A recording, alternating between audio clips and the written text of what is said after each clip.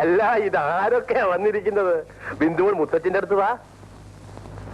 അപ്പൊ മോക്ക് മുത്തശ്ശി മതി, മുത്തച്ഛനെ വേണ്ട അല്ലേ? മോളെ അമ്മൂമ്മയുടെ അടുത്ത് വാ. അവൾ അമ്മയുടെ പ്രൈവറ്റ് സെക്രട്ടറി അല്ലേ, എപ്പോഴും അമ്മയുടെ കൂടെ തന്നെയാ. താനാണ് ഇവിടുത്തെ തോട്ടക്കാരൻ? ആന്നേ.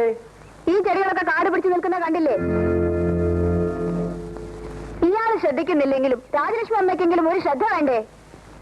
വീടിന്റെ മുമ്മശം കിടക്കുന്ന കിടപ്പ് കണ്ടില്ലേ? തമ്പയും ഇതൊക്കെ ഒന്ന് ശ്രദ്ധിക്കാത്തതാണ് കഷ്ടം. രാധികേ, നീ പരീക്ഷയ്ക്കൊക്കെ നല്ലപോലെ എഴുതിയോ? ഞാൻ ഇപ്രാവശ്യം എഴുതിയില്ല ആന്റി. വൈ? തോറ്റുപോകുന്നു പേടിച്ച് അവൾ പരീക്ഷയ്ക്ക് പോയില്ല. തോൽക്കാൻ കാര്യം? കുട്ടികൾ നല്ലപോലെ പഠിക്കുന്നുണ്ടോ എന്ന് ശ്രദ്ധിക്കേണ്ട ചുമതല രക്ഷകർത്താക്കളുടേതാണ്. നിങ്ങളോടും ഇതൊക്കെ പറഞ്ഞു തരണം. കഷ്ടം കഷ്ടം.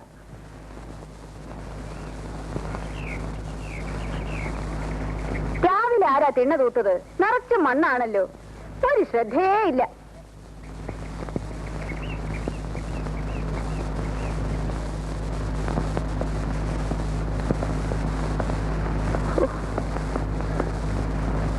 തമ്പി, ഇതാരാ ഒരു പുതിയ കക്ഷി? നമ്മുടെ സ്വന്തം കക്ഷി തന്നെയാ, എന്റെ അനന്തരനാണ്, വേണുഗോപാൽ. ഇവിടെ വരൂ. ഈ ബുക്കുകളൊക്കെ എന്താണ്? കണക്കുകളാണ്. ഉണ്ണികൃഷ്ണന് കോടതിയിലൊക്കെ പോകണ്ടേ, അതുകൊണ്ട് എസ്റ്റേറ്റ് കാര്യങ്ങളൊക്കെ നോക്കുന്നത് വേണുവാണ്. ഓഹോ, പുതിയ അപ്പോയിന്റ്മെന്റ് ആണല്ലേ? Are you graduate? Yes.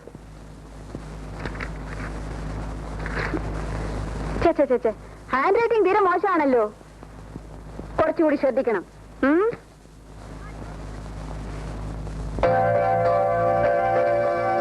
Rajalakshmi അമ്മേ, ആ ജോലിക്കാരെങ്കിലും വിളിപ്പിച്ച് ഈ ലൈറ്റിലെ ചുക്കുലി ഒന്ന് തുടപ്പിച്ചൂടെ? ചേച്ചേ, ഒന്നിനും ഒരു ശ്രദ്ധയില്ലാതായാലും എങ്ങനെയാ? തമ്പി, എവിടെയാണ് എനിക്കുള്ള മുറി? മോളെ, ആന്റിയെ വിളിച്ചോണ്ടു പോ. വരൂ ആന്റി. വാ മോളെ. എ സിയും ഹീറ്ററും ഒക്കെ പ്രോപ്പറായിട്ട് വർക്ക് ചെയ്യുന്നുണ്ടല്ലോ? ഉണ്ട് aunty. Very good, very good.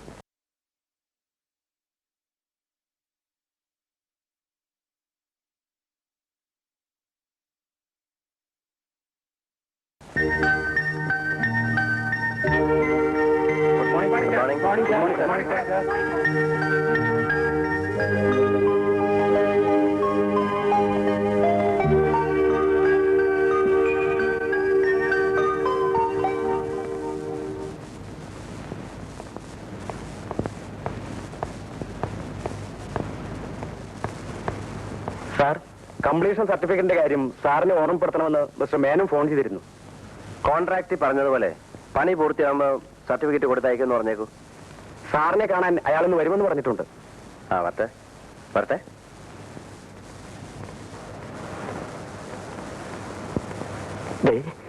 എന്റെ കാര്യം ഒന്ന്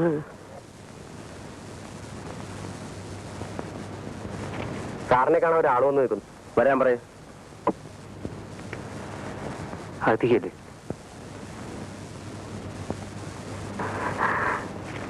ഗുഡ് മോർണിംഗ് സാർ. മോർണിംഗ്. സാറിന് എന്നെ പരിചയമില്ലെന്ന് തോന്നുന്നു. പരിചയപ്പെടേണ്ട കാര്യം എന്തെങ്കിലും ഉണ്ടായിട്ടുണ്ടോ? സാർ എന്നെ ഒന്ന് രക്ഷിക്കണം. അതിന് നിങ്ങളെ ഞാൻ ശിക്ഷിച്ചില്ലല്ലോ. തൊട്ട കൈ കൊടുക്കാണല്ലോ സാർ. Please help me. നിങ്ങൾക്ക് എന്താ പറയാനുള്ളത്? എന്റെ പേര് സുഗുണേന്ദ്രൻ. പക്ഷെ ഒരു ഗുണമില്ല സാർ. BSc ജയിച്ചവന്. വേറെ എന്തുകൊണ്ട് വിശേഷം? വേറെ ഒരുപാട് വിശേഷങ്ങളുണ്ട് സാർ. 5 സഹോദരിമാരുണ്ട്. അമ്മയ്ക്ക് വാദം, അച്ഛൻ വേറെ പെണ്ണ് കെട്ടി സാർ. നിങ്ങൾ വന്ന എന്തിനാണെന്ന് പറയൂ. സാറ് ചൂടാകരുത്. വേറെ ഒരു മാർഗവും ഇല്ലാത്തോണ്ട് വന്നാണ്. സാർ എനിക്ക് എന്തെങ്കിലും ഒരു ജോലി ഉണ്ടാക്കി തരണം. ഇത് സർക്കാർ ഓഫീസാണ്. ഇവിടെ ജോലി വേണമെങ്കിൽ PSCയുടെ നിയമനം വേണം. അതെനിക്കറിയാം സാർ. PSCയുടെ ടെസ്റ്റ് എഴുതി ഞാൻ മടുത്തു. ഇനി സാറ് വിചാരിച്ചാൽ എനിക്കൊരു ജോലി ഉണ്ടാക്കി തരാൻ കഴിയും. അതെങ്ങനെ? വലിയ വലിയ കോൺട്രാക്ടർമാർ പലരും ഇവിടെ വരാറില്ലേ? സാർ അവരുടെ നേരെ ഇങ്ങനെ ഒന്ന് വിരൽ അനക്കിയാൽ മതി, എനിക്കൊരു ജോലി കിട്ടിയിരിക്കും. ഞാൻ പറഞ്ഞാൽ അവർ ചിലപ്പോൾ നിങ്ങൾക്കൊരു ജോലി തന്നേക്കും. തൊഴുതുകൊണ്ട് തരും സാർ. പക്ഷേ ഞാൻ പറയില്ല. അതെന്താ സാർ? ഞാൻ പറഞ്ഞിട്ട് അവരെന്തെങ്കിലും ചെയ്താൽ അവർ പറയുന്ന എന്തെങ്കിലും ഞാൻ ചെയ്യേണ്ടി വരും. കോൺട്രാക്ടർമാരുമായി അങ്ങൊരു ബാധ്യത ഞാൻ ഇഷ്ടപ്പെടുന്നില്ല. മനസ്സിലായോ? പോണം. ഞാൻ വന്ന സമയം തെറ്റിപ്പോയി. അല്ലെങ്കിൽ സാർ ഇങ്ങനെ പറയില്ല. ഇങ്ങനെ പറയുന്ന ഒരാൾക്ക് ഇതുപോലൊരു മോഹം ഉണ്ടാവില്ല. Please get out. സാറിന്റെ മൂഡ് ശരിയല്ലെന്ന് തോന്നുന്നു. ഞാൻ പിന്നെ ഒന്ന് കണ്ടോളാം. കാണണമെന്നില്ല. പോണം പോണം. രാവിലെ ഓരോ ശല്യങ്ങൾ വലിഞ്ഞേറി വന്നോളും മനുഷ്യ മെനക്കെടുത്ത്. സാർ, എന്ത് വേണം?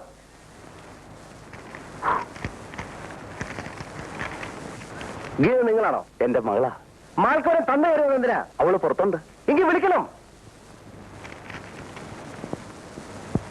മോളെ,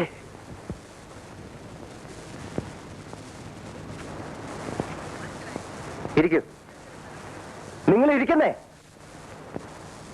സ്റ്റെനോയായിട്ട് ഇതിനു മുമ്പ് എവിടെയെങ്കിലും ജോലി നോക്കിയിട്ടുണ്ടോ? ഫ്രഷ് അപ്പോയിന്റ്മെന്റ് ആണ് സർ. മനസ്സിലായി. PSCയുടെ സെലക്ഷൻ കിട്ടുന്നതിന് മുമ്പ് വല്ല പ്രൈവറ്റ് കമ്പനികളിലും? അങ്ങനെയൊന്നും ഇല്ല സർ. അപ്പോൾ എനിക്കുള്ള തലവേദനയായിട്ട് വന്നിരിക്കുകയാണ്. ഇല്ല സർ, സാറിന് തലവേദന ഉണ്ടാവില്ല. അറിയാം. എന്റെ മകളായതുകൊണ്ട് പറയാല്ല സർ. അവളെ നല്ല അടക്കത്തോടും ഒതുക്കത്തോടും അന്തസ്സോടും കൂടി തന്നെയാ ഞാൻ വളർത്തിയത്. അടക്കോ ഒതുക്കോ അന്തസ്സുള്ള ഒരു മകളെ അല്ല ഇവിടെ ആവശ്യം. ജോലി അറിയുന്ന സ്റ്റെനോഗ്രാഫറെയാണ്. ഇന്ന് തന്നെ ജോയിൻ ചെയ്യല്ലേ? അതെ അതെ. നിങ്ങളോടല്ലേ ചോദിച്ചേ? ഇന്ന് തന്നെ ജോയിൻ ചെയ്യണം സർ. ഹലോ, ആ സൂപ്രണ്ട് ഗോപാലൻ നായരോട് ഇങ്ങോട്ട് വരാൻ പറയും. സാറേ, സാറ് വിളിക്കുന്നു.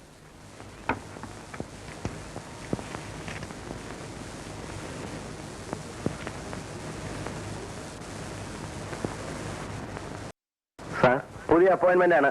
Steno cum typist. അവരുടെ സീറ്റ് കാണിച്ചു കൊടുക്കാം. വരണം. എന്റെ പേര് പറഞ്ഞില്ലല്ലോ. അച്യുതൻ നായർ. കൊള്ളാം, ബെസ്റ്റ് പേര്. പോണം.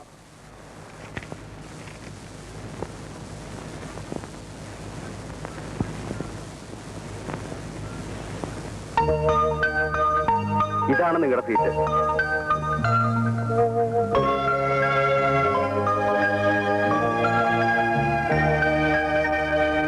സാറിന്റെ കംപ്ലീഷൻ സർട്ടിഫിക്കറ്റ് കിട്ടിയില്ലെങ്കിൽ പേയ്മെന്റ് കിട്ടില്ല.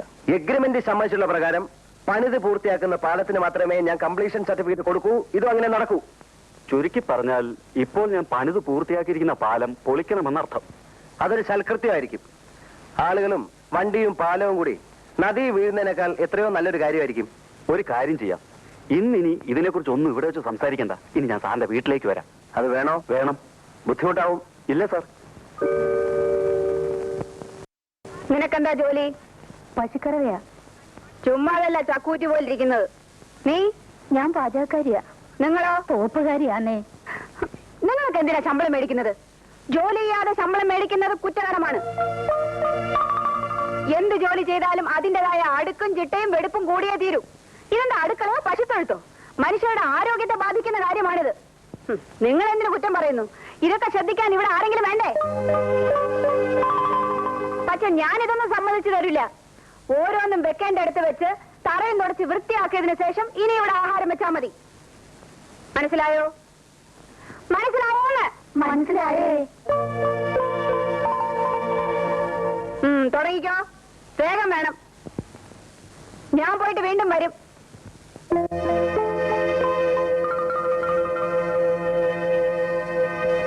ശമ്പളം തരുന്നവര് ഭരിച്ചാ പോരെ, വരവുകാരും ഭരിക്കണോ? പുള്ളിക്കാരി ഒത്തിരി പേരെ തൂക്കി കൊന്നിട്ടുണ്ടെന്നാ പറയുന്നേ. അതുകൊണ്ട് വട്ടിളകിയതായിരിക്കും. നമ്മളത് തൂക്കി കൊല്ലുവോ? എന്റെ രാജലക്ഷ്മി അമ്മേ, ഇത്രയും അശുദ്ധ പാടില്ല. ഒരു വീട്ടിലെ ഏറ്റവും പ്രധാനപ്പെട്ട സ്ഥലം ഏതാ? പൂജാമുറി. ഏതാ തമ്പി? കിടപ്പുറ അല്ല, അടുക്കള. വീട്ടിലെ അംഗങ്ങൾക്ക് ഭക്ഷണം പാചകം ചെയ്യുന്ന സ്ഥലമാണത്. ആ സ്ഥലം ഇങ്ങനെ ഇട്ടിരുന്നാൽ മനുഷ്യർക്ക് രോഗം ഉണ്ടാവില്ലേ?